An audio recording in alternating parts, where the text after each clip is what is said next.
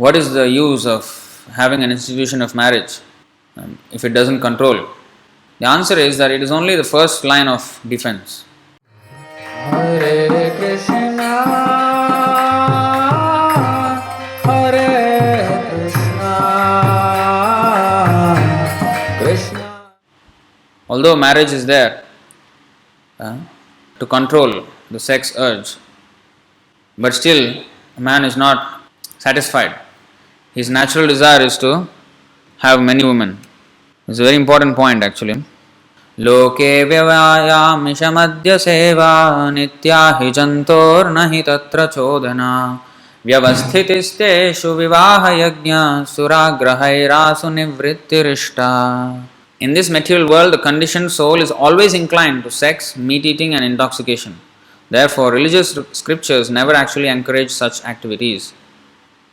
Although the scriptural injunctions provide for sex through sacred marriage, for meat-eating through sacrificial offerings, and for intoxication through the acceptance of ritual cups of wine, such ceremonies are meant for the ultimate purpose of renunciation. Well, we may ask, if the person is anyway inclined towards illicit sex, what is the use of having an institution of marriage if it doesn't control? The answer is that it is only the first line of defense. Because the marriage is done in front of the spiritual master, in front of the Lord, in front of the fire, in front of the Vaishnavas and relatives and everything. So, it is a promise, a solemn promise made. So, that social stigma of having, if one leaves the wife and have some illicit sex, then the social stigma that comes with it, that is one line of defense. It may inhibit the person from going for another wife, even if he may have the desire. And also, the wife herself will not allow as much as possible for the husband to have another affair.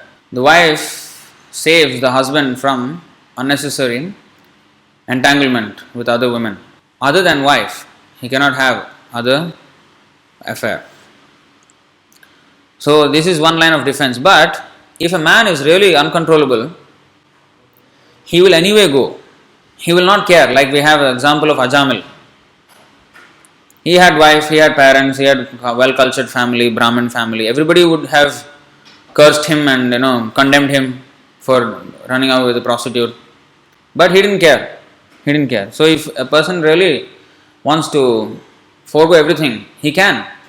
So only if a person is not such a sinful soul, he can be a little controlled with marriage. But that is not enough. That's why it is said in the Bhagavad Gita, we have just, last week only we have studied this verse.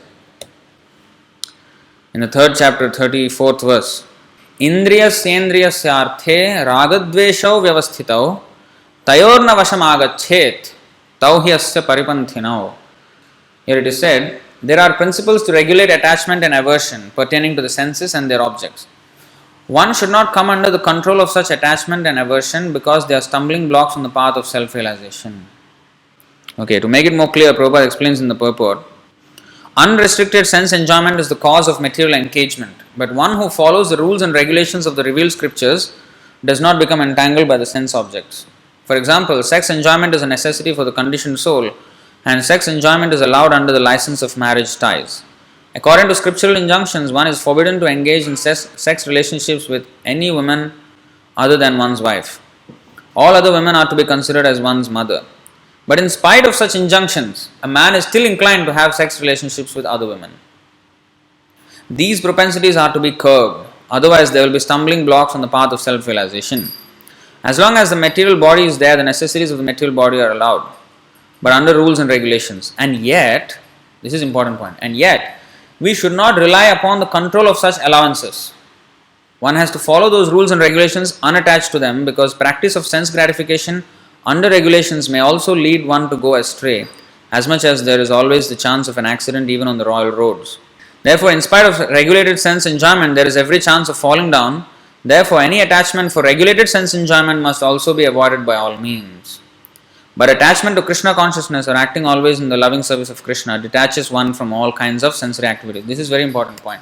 Another thing is, because marriage is allowed, therefore, like you see, any attachment for regulated sense enjoyment must also be avoided by all means. Now that I am married, I can have sex with my wife unlimitedly. No, that is also not. So there is regulated sense gratification. One should not be attached to even wife. So one must do it as a matter of duty, take care of the wife and children, but you should not be attached to that also. Even the regulated sense gratification, that is allowed. And it is only to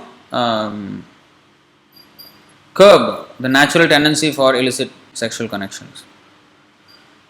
Therefore, one should not hunt for another woman, and even with one's wife, one should not be attached that now I have facility for sex, so I will enjoy with my wife. So that is also a cause of bondage.